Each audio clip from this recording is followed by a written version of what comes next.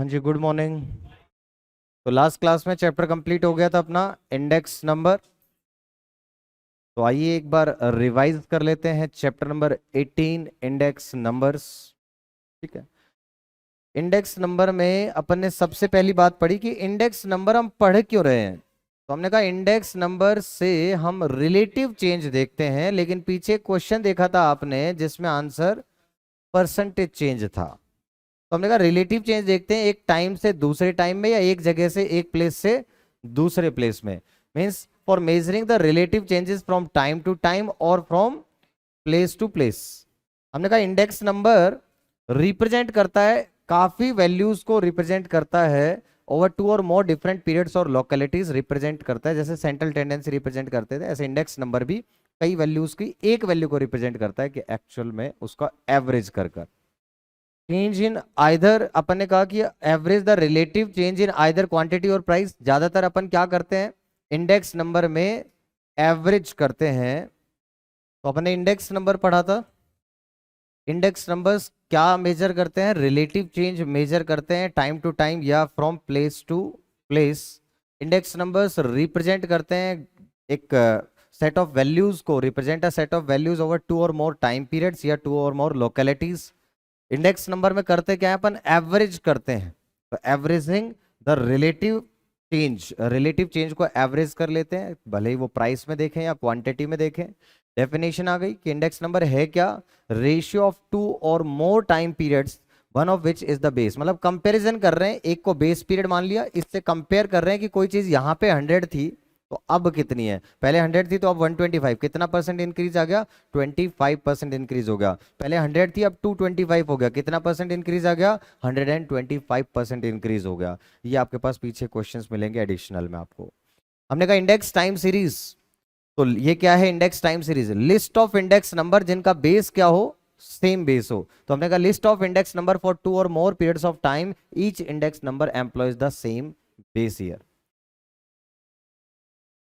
Index number कहाँ help करते हैं हमें? तो इंडेक्स नंबर फोरकास्टिंग में और कंक्लूजन्स ड्रॉ करने में अबाउट द फिगर्स, उसमें हमें हेल्प करते हैं। कितने तरीके के इंडेक्स नंबर हैं? दो तरीके के इंडेक्स नंबर हैं, simple and composite. Simple index number क्या होते हैं आपके पास? जो एक वेरिएबल के लिए कंप्यूट किए जाते हैं वो सिंपल हैं। और कंपोजिट क्या होते हैं आपके पास? जो दो या दो से ज्यादा वेरिएबल के लिए कंप्यूट करते हैं वो क्या होंगे आपके पास? This is composite. तो हमने कहा दो तरीके के आपके पास में इंडेक्स नंबर्स होते हैं, एक सिंपल और दूसरा कंपोजिट। सिंपल का मतलब जो एक वेरिएबल से हम कंप्यूट करेंगे, तो this is the simple index is computed for one variable. और मोर देन वन वेरिएबल के लिए अगर हम कंप्यूट करते हैं तो उसको बोलते हैं कंपोजिट। क्या क्या इश्यूज आते हैं हमें इंडेक्स नंबर को कैलकुलेट करने में? सबसे पहले कि डेटा कौन सा सेलेक्ट करें। जैसे हमें कॉस्ट ऑफ लिविंग इंडेक्स अगर निकालना है तो हम रिटेल प्राइस लेंगे या wholesale price, that is retail price. तो इस तरीके से हमें डिसाइड करना पड़ेगा कि पर्पस क्या है हमारा, उस पर्पस के अकॉर्डिंग हमें डेटा को सेलेक्ट करना है। इंडेक्स नंबर्स जनरली हम किससे कंप्यूट करते हैं, किससे कैलकुलेट करते हैं? सैंपल से कंप्यूट करते हैं। ये भी आपके पास एक क्वेश्चन था। इसके बाद आपने कहा कि जो ये बेस पीरियड बड़े ध्यान से लें। बेस पीरियड क्या है? पॉइंट ऑफ रेफरेंस या point of standard, point of comparison.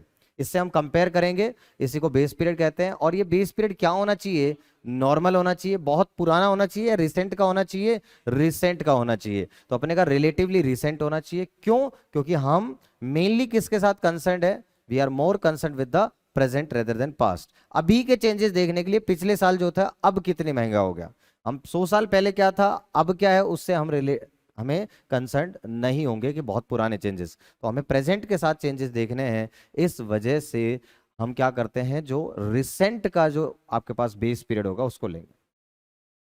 Collection of weight में कुछ था नहीं। यूज ऑफ एवरेजेस बेटर कौन सा है? जीएम, है ना। GM geometric mean is better in averaging relatives. लेकिन क्योंकि यूज ज्यादा किसको करेंगे? एएम को, क्योंकि एएम क्या है? सिंपल है। Because of it simplicity am ज्यादा यूज होता है। लेकिन बेस्ट कौन सा है, बेटर कौन सा है? जीएम यूज करना एवरेज करने के लिए। सिलेक्शन ऑफ फॉर्मूला, अलग अलग फॉर्मूलाज जो भी हैं आपके पास, उससे आंसर आपका सेम आएगा या अलग अलग आएगा?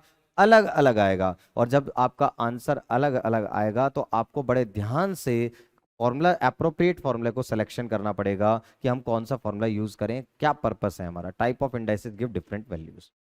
कंस्ट्रक्शन ऑफ इंडेक्स नंबर में हमने रिप्रेजेंट किया था P N. P0 that is base year का प्राइस, P1 हो जाएगा आपके पास में दैट इज करंट ईयर का प्राइस। P0 आपके पास क्या हो गया, बेस ईयर का प्राइस हो गया। P1 क्या हो जाएगा, करंट ईयर का प्राइस। P2 सेकेंड ईयर में प्राइस आ जाएगा। तो इस तरीके से चलता रहेगा। उसके साथ जितनी कॉमोडिटीज होंगी वो ब्रैकेट में इस तरीके से लिख सकते हैं, ब्रैकेट में 1 2 3 लिख सकते हैं, बट कोई जरूरत नहीं, डायरेक्ट हम PN भी लिखते हैं। फिर अपन ने कहा प्राइस रिलेटिव। प्राइस रिलेटिव क्या होता है, PN अपॉन P0 इंटू में 100, that is price relative is the ratio of the price of single commodity. Single commodity बोला एक का ही, price of single commodity in a given period to its price in the base period या another period. PN upon P0 called the base period और the reference period, इसको बोलते हैं हम, है ना, बेस को ही रेफरेंस कहते हैं। तो प्राइस रिलेटिव कैसा निकल गया, PN upon P0। Price relative is PN upon P0 into में 100। क्वांटिटी रिलेटिव क्या हो जाएगा, Q1 upon Q0 into 100। Value relative क्या हो जाएगा, PN QN। पहले करंट ईयर की क्वांटिटी, करंट ईयर की क्वांटिटी कैसे निकलेगी, PN QN। P into Q कर दो, करंट ईयर का प्राइस इंटू में करंट ईयर की quantity, that is PN QN। और नीचे क्या आ जाएगा आपके पास में, बेस ईयर की value that is P0 Q0 into में 100। इसको हम कह सकते हैं कि this is price relative into quantity relative. अच्छा, फिर हमने कहा था कि अगर ये सक्सेसिव प्राइसेस हैं या सक्सेसिव क्वांटिटीज हैं, that is PN upon PN minus 1, P1 upon P0, P2 upon P1, P3 upon P2, तो इनको क्या बोलते हैं, लिंक रिलेटिव्स। और जब सेम बेस होता है that is PN upon P0, P1 upon P0, P2 upon P0, P3 upon P0, जब सेम बेस होता है तो उसको क्या बोलते हैं हम, चेन इंडेक्स बोलते हैं, चेन रिलेटिव बोलते हैं। बात समझ में आ गई। फिर हमने कहा मेथड्स में आपके पास में दो तरीके के आ गया, सिंपल को ही अनवेटेड भी कहते हैं, ये भी पढ़ लिया था। सिंपल इज अनवेटेड और ये आ गया आपके पास वेटेड। सिंपल में भी दो मेथड आएंगे, एक सिंपल एग्रीगेटिव इंडेक्स आएगा और दूसरा सिंपल एवरेज ऑफ रिलेटिव्स आएगा। ऐसे वेटेड में दो आएंगे, वेटेड एग्रीगेटिव इंडेक्स आ जाएगा और weighted relative of weighted average of relatives. Simple aggregative method में सिंपल था कि करंट ईयर में जितनी भी कॉमोडिटीज हैं उन सब का प्राइस का total that is summation PN upon जितना बेस ईयर में जितनी भी कॉमोडिटीज है उन सब का price that is summation P0 into में 100। Summation PN upon summation P0 into में 100। तो simple aggregative price index is equals to summation PN upon summation P0 into में 100। करंट ईयर में जितनी भी कॉमोडिटीज है उन सब के प्राइस का total divide by base year में जितनी भी कॉमोडिटीज है उन सब के प्राइस का टोटल। यहां तक बात समझ में आ गई। ये हमने कंप्यूट किया था। इसमें प्रॉब्लम क्या है कि ये क्या है, यूनिट पर डिपेंडेंट है। आप यूनिट को चेंज करोगे इसका आंसर चेंज हो जाएगा। तो हमने ये प्रॉब्लम इसमें बताई, if the units are change then the index numbers will also change. इसी प्रॉब्लम को ओवरकम करने के लिए कि ये यूनिट फ्री करा जाए, उसके लिए हमने नेक्स्ट मेथड पढ़ा, सिंपल एवरेज ऑफ रिलेट। तो सिंपल एवरेज ऑफ रिलेटिव्स में पहले क्या निकालते हैं अपन, रिलेटिव्स निकालेंगे। रिलेटिव कैसे निकलेगा, PN अपॉन P0 इंटू में 100, सबके रिलेटिव निकालोगे और फिर रिलेटिव का एवरेज। तो रिलेटिव का सिंपल एवरेज निकालने का तरीका समीशन और PN अपॉन P0 इंटू 100 हो गया अपॉन में N। तो ये आपके पास बन गया। और इसमें क्या आपके पास प्रॉब्लम सॉल्व हो गई। जो प्रॉब्लम थी कि यूनिट पर डिपेंडेंट है आपके पास में सिंपल एग्रीगेटिव प्राइस इंडेक्स, अब वो यूनिट पर डिपेंडेंट नहीं रहेगा सिंपल एवरेज ऑफ रिलेटिव में। क्या simple average of relative index जो निकल कर आएगा, क्या वो आपके पास में यूनिट फ्री रहेगा, यूनिट से इंडिपेंडेंट रहेगा? यस। तो price index number computed from relatives will remain the same regardless of the units by which the prices are quoted। बात समझ में आ गई। Simple aggregative index unit dependent है, but simple average of relatives क्या है आपके पास, यूनिट इंडिपेंडेंट है। यहां पर यूनिट से इंडिपेंडेंट रहेगा, यूनिट फ्री है। फिर अपन ने कहा लेकिन इसमें प्रॉब्लम अभी भी है, एक प्रॉब्लम कि ये सबको बराबर इंपॉर्टेंस देता है, चीज को उतनी इंपॉर्टेंस, यूज कम हो रही है बट इंपॉर्टेंस बराबर मिल रही है, तो ये इसकी गलत बात है। इसीलिए हमने फिर कहां पर चलेंगे, वेटेड मेथड्स पढ़ेंगे। तो पहला पढ़ा अपन ने वेटेड एग्रीगेटिव। देखो सिंपल को ये अनवेटेड कहा था।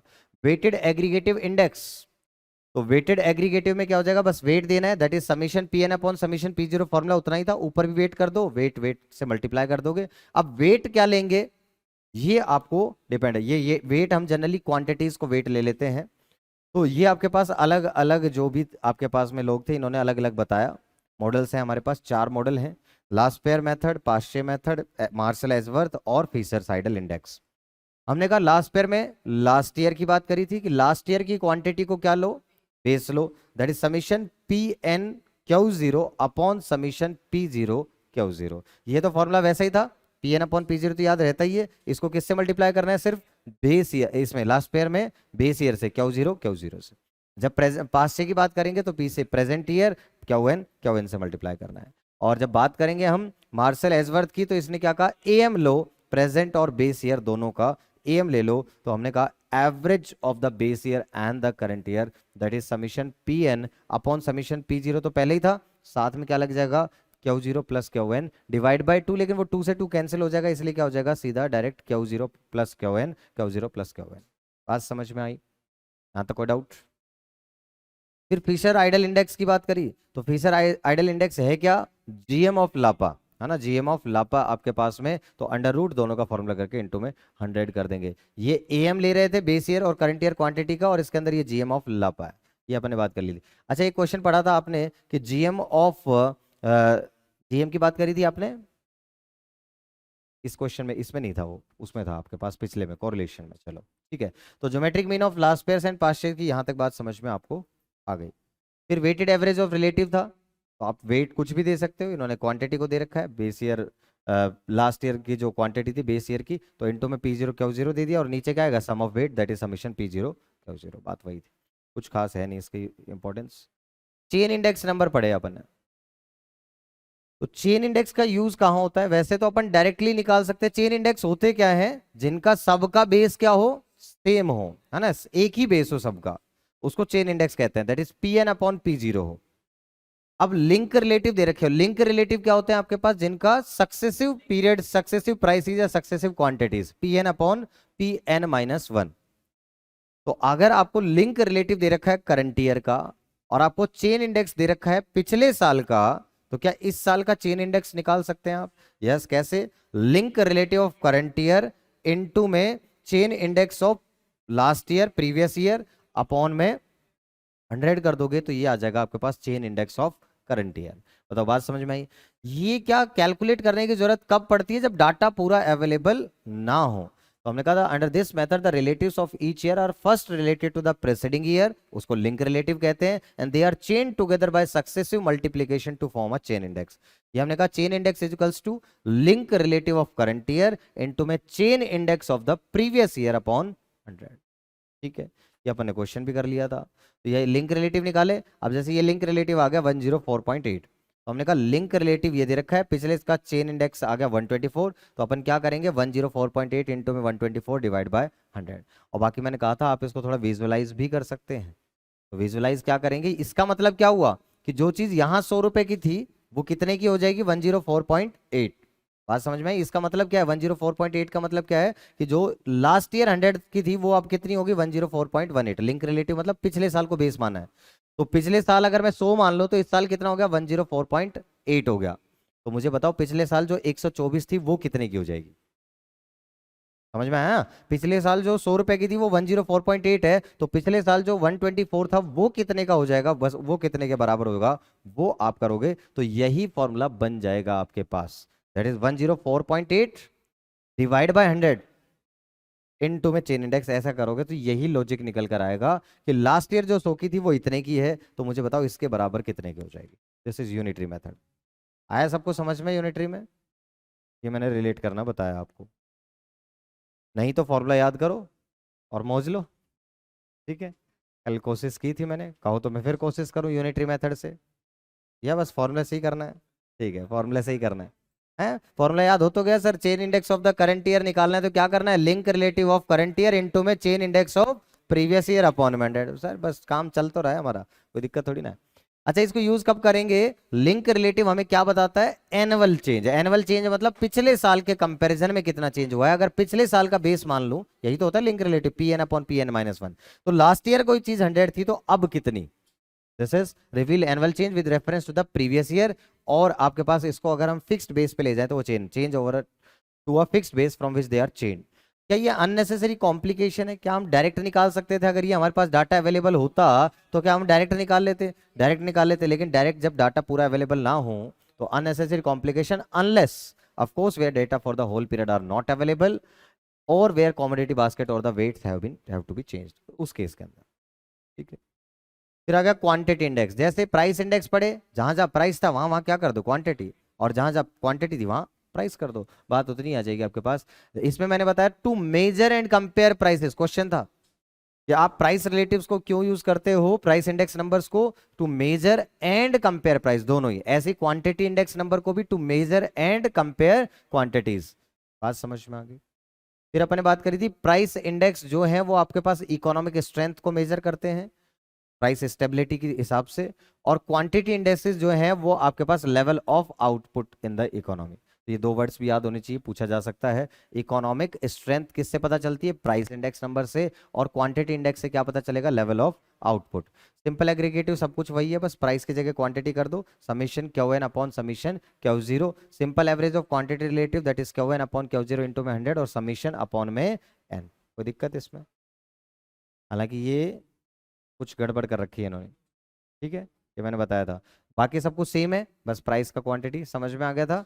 करना क्या था, जहां क्वांटिटी, जहां प्राइस है वहां क्वांटिटी कर दो, जहां क्वांटिटी है वहां प्राइस कर दो, बाकी सारे फॉर्मूले सेम थे।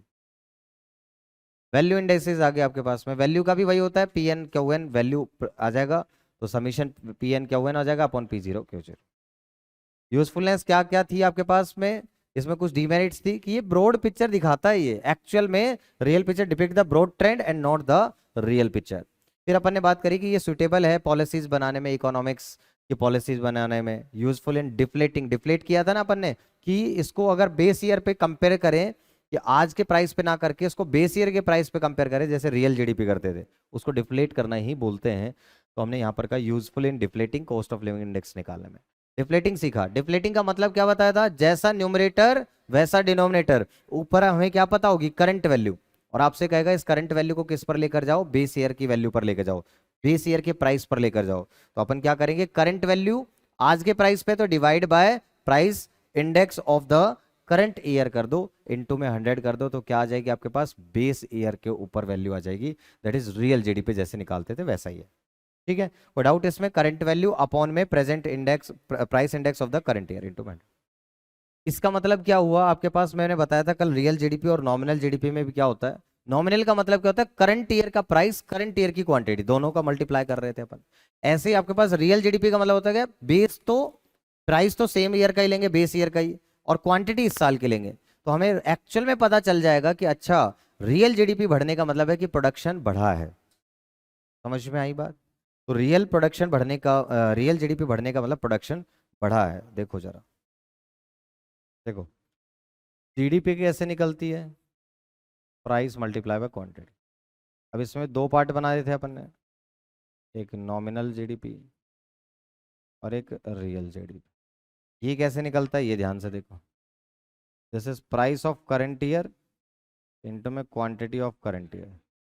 जबकि ये कैसे निकलता है, प्राइस ऑफ कांस्टेंट लेते हैं बेस ईयर इनटू में क्वांटिटी ऑफ। अब देखो, अगर जीडीपी बढ़ रही है, नॉमिनल जीडीपी बढ़ रही है, तो हम क्या कोई कंक्लूजन निकाल पाएंगे कि वो प्राइस की वजह से बढ़ रही है या क्वांटिटी की वजह से? नहीं, वो प्राइस की वजह से भी बढ़ सकती है, क्वांटिटी, लेकिन इसमें सिर्फ एक ही रीजन होगा, इंक्रीज इन क्वांटिटी। तो क्वांटिटी के बारे में अगर हमें सोचना है, कंक्लूजन पे पहुंचना है, तो कौन सी जीडीपी से पहुंचेंगे, रियल जीडीपी से, कि अच्छा एक्चुअल में बढ़ी भी है इस साल या नहीं बढ़ी है। तो इसलिए हम क्या करते हैं, जो आपके पास नॉमिनल वैल्यू होती है उसको हम कौन सी वैल्यू पर लेके जाते हैं, बेस ईयर के प्राइस पर लेके जाएंगे।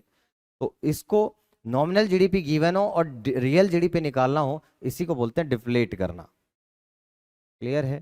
तो इसको यूज कैसे करते थे, ये होता था कि रियल जीडीपी निकालनी है, तो मैंने बताया जैसा न्यूमरेटर वैसा डिनोमिनेटर। तो ये बताओ नॉमिनल जीडीपी किस प्राइस पर है, करंट ईयर, करंट ईयर के प्राइस को क्या बोलते हैं अपन, प्राइस इंडेक्स, और बेस ईयर का प्राइस क्या ले लेते हैं अपन, 100। कोई दिक्कत इसमें? अगर मेरे को नॉमिनल जीडीपी निकालनी होती है तो रियल जीडीपी दे रखी होगी, अब रियल जीडीपी कौन से प्राइस पे होती है, 100 कांस्टेंट प्राइस पे, और कांस्टेंट को क्या लेते हैं, 100 इनटू में प्राइस इंडेक्स, या इसी को ही बोलते थे जीडीपी डिफ्लेटर, अगर नाम याद हो, ये पढ़ते थे 12th में। और अब अगर मैं आपसे कह रहा हूँ कि आपको डिफ्लेटेड वैल्यू निकालनी है, डिफ्लेटेड का मतलब रियल वैल्यू, तो क्या करना पड़ेगा, current value upon price index of current year into में 100। बात तो एक ही है, समझ में आ गया? देख लो यहां तक, current value upon price index of the current year. अच्छा, ये प्राइस शिफ्टेड प्राइस इंडेक्स था, तो शिफ्टेड प्राइस इंडेक्स का क्या था? ओरिजिनल प्राइस इंडेक्स अपॉन में जिस साल पे आपको इसको शिफ्ट करना है उस साल का इंडेक्स इनटू में 100। बात समझ में आ गया? ओरिजिनल प्राइस इंडेक्स अपॉन में जिस साल के ऊपर आपको इसको बेस में शिफ्ट करना है उसका इनटू में 100। ये भी यूनिटरी मेथड ही है, कुछ नहीं। ठीक है, इसको अगर मैं 100 मान लूं इस पे, तो इसका कंपैरिजन में ये कितना है बस वो निकालना है आप। ठीक है, तो ओरिजिनल प्राइस इंडेक्स जैसे आपने ये निकाला, इस साल का कन्वर्ट करना है तो 117, और बेस क्या लेना है इसके ऊपर? आपको 95 के ऊपर बेस 1990। तो अगर ये 117 है तो 117 अपॉन में 1990 कितना हो जाएगा? 140 इंटू 100। बस ये किसका कितना परसेंट होगा वो आ जाएगा डायरेक्ट। ठीक है भाई, अगर 140 100 के बराबर है तो 117 कितने के बराबर? यूनिटरी मेथड ही तो है। अगर मैं ये कहूं कि 140 अगर 100 के बराबर है तो एक कितने के बराबर हो जाएगा बताओ जरा? तो 117 कितने के बराबर हो जाएगा बताओ? बात समझ में आ गई? यही तो हुआ। This is original price index upon जिस साल में चेंज कर रहे हैं उस शिफ्ट करना है वो साल का आ जाएगा प्राइस इंडेक्स इनटू में 100। वही तो फॉर्मूला बना। तो ये यूनिटरी मेथड ही है, जिसको समझ में आ रहा होगा वो बहुत बढ़िया से समझ पा रहा होगा, नहीं तो रट्टाफिकेशन तो है ही जिंदाबाद। बात समझ में आ गई? वो तो करना ही है, लास्ट ऑप्शन है ही अपने पास। देखो आप 131 है, तो मुझे ये बताओ, अगर मैं कह रहा हूँ 131 कितना है? 100। 1 के बराबर कितना? 100 अपॉन 131। तो मुझे बताओ मेरे को करना किसका है? सॉरी सॉरी, मैंने ऊपर वो गलती से ले लिया, एक्चुअल में 140 पे चेंज करना था ना। तो हमने कहा था 140 अगर 100 के बराबर इसको मान लेता हूँ बेस, तो 131 कितने के बराबर होगा? दिस इज, और डायरेक्ट फॉर्मूला वैसे भी याद हो गया होगा, ओरिजिनल प्राइस इंडेक्स 131 अपॉन जिस साल में चेंज करना है 140 इंटू में 100। क्लियर है? हाँ भाई, क्लियर हुआ? ये तीन फॉर्मूले याद होने चाहिए थे आपको। एक तो चेन इंडेक्स निकालने का करंट ईयर का, बताओ चेन इंडेक्स निकालने का क्या फॉर्मूला होगा? Chain index of current year equals to link relative of current year into में chain index of previous year upon 100। एक आपने अभी पढ़ा डिफ्लेटेड वैल्यू का। डिफ्लेटेड वैल्यू क्या होती है आपके पास? Current value upon price index of current year into 100। और आपके पास शिफ्टेड प्राइस इंडेक्स आ गया, तो shifted price index original price index upon price index of the year to which base is shifted. बताओ ये बात समझ में आ गई तीनों? हाँ जी, बात समझ में आई कि नहीं आई? ये तीन फॉर्मूले थे, ये आपको बात समझ में आनी चाहिए। चलें आगे, नेक्स्ट स्प्लाइसिंग। स्प्लाइसिंग का मतलब ही क्या था कि दो अलग अलग बेस पे उसको एक बेस पे बनाना, और बेस चेंज करना तो आपको आता ही है।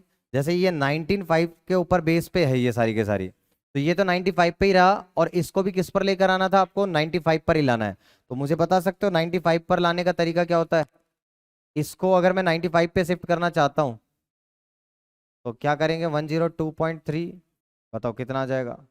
आ गया? ये समझ में आ गया? शिफ्ट ही तो करना है इसमें भी। और लेकिन स्प्लाइसिंग का मतलब क्या हो गया? बस दो सीरीज थी, उनको एक बेस पर लेकर आना है ना, अलग अलग बेस पे थे वो, तो उनको सेम बेस पर लेकर आने को बोलते हैं स्प्लाइसिंग। समझ में आया यहां तक? फिर था टेस्ट ऑफ एडुकेसी। कितने टेस्ट होते हैं टेस्ट ऑफ एडुकेसी? 4 टेस्ट होता है। कौन कौन से? Unit test, time reversal test, factor reversal test and circular test. Unit test की बात करें तो यूनिट टेस्ट क्या कहता था कि यूनिट फ्री होना चाहिए, एक ही फेल होता है बाकी सब पास है, सिंपल एग्रीगेटिव इंडेक्स। तो सिंपल एग्रीगेटिव इंडेक्स फेल करता है, दैट सिंपल या अनवेटेड एग्रीगेटिव इंडेक्स जो है वो इसको सेटिस्फाई नहीं करेगा, बाकी सब इसको सेटिस्फाई करेंगे। टाइम रिवर्सल टेस्ट क्या कहता है कि वो दोनों होना चाहिए, बोथ बैकवर्ड और फॉरवर्ड और बैकवर्ड दोनों काम करना चाहिए, weather a given method will work both ways. तो हमने कहा P01 इंटू में P10, P 0 1 का मतलब क्या होता है 1 on 0, और ये हो जाएगा P10 का 0 on 1, ये दोनों होने चाहिए आपके पास में, इक्वल्स टू क्या आ जाना चाहिए, यूनिटी, दैट इज 1 आ जाना चाहिए। अच्छा, लास्ट पेयर और पास्चे मेथड क्या टाइम रिवर्सल को सेटिस्फाई करेंगे? नहीं करेंगे। सिर्फ किसको कौन कर रहा है, फिशर कर रहा है। तो हमने कहा टाइम रिवर्सल टेस्ट और फैक्टर रिवर्सल टेस्ट, दो टेस्ट ऐसे हैं, टाइम रिवर्सल और फैक्टर रिवर्सल, जो कि एक आइडल आपके पास में टेस्ट कंसिस्टेंसी के लिए इन दोनों को आपको कंप्लाई करना जरूरी है। इसीलिए हम फीसर ये कह रहे थे कि फीसर जो है वो टाइम रिवर्सल और फैक्टर रिवर्सल दोनों को कंप्लाई करता है, इस वजह से दोनों को सेटिस्फाई करता है, इसकी वजह से उसको हम क्या कहते हैं कि वो क्या है, आइडल इंडेक्स नंबर है। बताओ कोई दिक्कत है इसमें? ये सारे हमने करके देख लिए थे भाई, जो 0 है वहां 1 कर दो बस, ये लो। पहले तो P01 लिखते थे अपन, किसके फॉर्मूले में लिख के दिखाऊं बताओ? लास्ट पेयर में लिखूं? फिशर में लिख लेते हैं यार, ये लो यार, क्या बात है। Summation P1 upon P0 upon P। अब देखो करते क्या थे अपन, लास्ट पेयर और पास्चे का लेते थे, तो लास्ट पेयर में तो क्वांटिटी ये लेते थे Q0 बेस, और पास्चे में लेते थे present, this is Q1 into 100, ये होता था आपके पास। अब बस P10 summation P0 upon P1, जहां जहां 0 1 था वहां 0 आ जाएगा, 0 था वहां 1 हो जाएगा। यहाँ क्या हो जाएगा आपके पास Q1, ये क्या हो जाएगा summation P0 Q0 summation P1 Q0। बताओ बात समझ में आ गई? सिर्फ टाइम को ही तो रिवर्स किया, और बाकी कुछ थोड़ी ना हो। Next, factor reversal test. Factor reversal क्या होता है, प्राइस को क्या करते हैं, क्वांटिटी, है ना, फैक्टर रिवर्सल लिया था, तो P01 इंटू में Q01 equals to V01, value index के बराबर आना चाहिए। तो अपन ने कहा था product of price index and the quantity index is equal to the value index. तो जहां जहां प्राइस है वहां वहां क्वांटिटी कर दो, जहां क्वांटिटी है वहां प्राइस कर दो, और उसके बाद जब मल्टीप्लाई करें तो वो वैल्यू इंडेक्स आना चाहिए। तो इसको कौन सेटिस्फाई कर रहा है, फीसर सेटिस्फाई इसको करता है, Fisher index satisfy factor reversal test, because Fisher ideal index satisfy both, ये दोनों को करता है, इसीलिए इसको आइडल बोलते हैं। सर्कुलर टेस्ट को ही क्या बोलते हैं, एक्सटेंशन ऑफ, यही क्या है, extension of time reversal test. देखो ना इसमें भी तो यही हो रहा है, टाइम को रिवर्स कर रहे हैं, तो this is extension of time reversal test. इसी को क्या बोलते हैं, test of shiftability of base, base को शिफ्ट करना है। तो ये हमने कहा when it is desirable to shift the base, test of this shiftability of base is known as circular test. ये ना तो लापा भी फेल हो जाता है इसमें, और इवन फिशर भी फेल हो जाता है इसमें। दो सेटिस्फाई करते हैं, एक weighted simple geometric mean of price relative, और दूसरा आता है weighted aggregative with fixed weight. ये आपको याद रखना पड़ेगा, जैसे simple geometric mean simple GM of price relative and weighted aggregative with fixed weight, ये दो सेटिस्फाई करेंगे इसको। ये आपके पास चैप्टर हो गया था, रिवाइज हो गया पूरा का पूरा। एक बार हम फटाफट क्वेश्चंस और देख लेते हैं। A series of numerical figures which show the relative position, उनको इंडेक्स नंबर कहते हैं। Index numbers for the base period is always taken as, बताओ बेस पीरियड का क्या लेते हैं इंडेक्स नंबर, 100 लेते हैं, बेस को 100 मानते हैं always. Dash play a very important part in the construction of index number, weights जो हैं, dash is particularly suitable for the, suitable कौन सा है, जीएम, बट यूज ज्यादा कौन सा करते हैं, am, because of its simplicity. ये इंपॉर्टेंट था। इंडेक्स नंबर शो क्या करते हैं, परसेंटेज चेंज, वैसे तो इसके अंदर रिलेटिव चेंज भी आ सकता है, बहुत आ सकते हैं, rather than the absolute amount of change, तो इसको वेरीफाई कर लेंगे बाद में। The dash makes index number time reversible, GM की वजह से टाइम रिवर्सल होता है, क्योंकि टाइम रिवर्सल को लापा तो करता ही नहीं है, कौन सा सेटिस्फाई करता है, फिशर, और फिशर में क्या यूज होता है, जीएम। तो हमने कहा कि जीएम क्या बना देता है, उसको टाइम रिवर्सिबल बना देता है, इस तरीके से याद किया था। Price relative is PN upon P0, that is price in the given year upon price in the base year into में 100। Index number is equal to, बताओ, average of the price relatives. The dash of groups indices give the general index AM, ये important था, ये याद किया था, AM of group indices.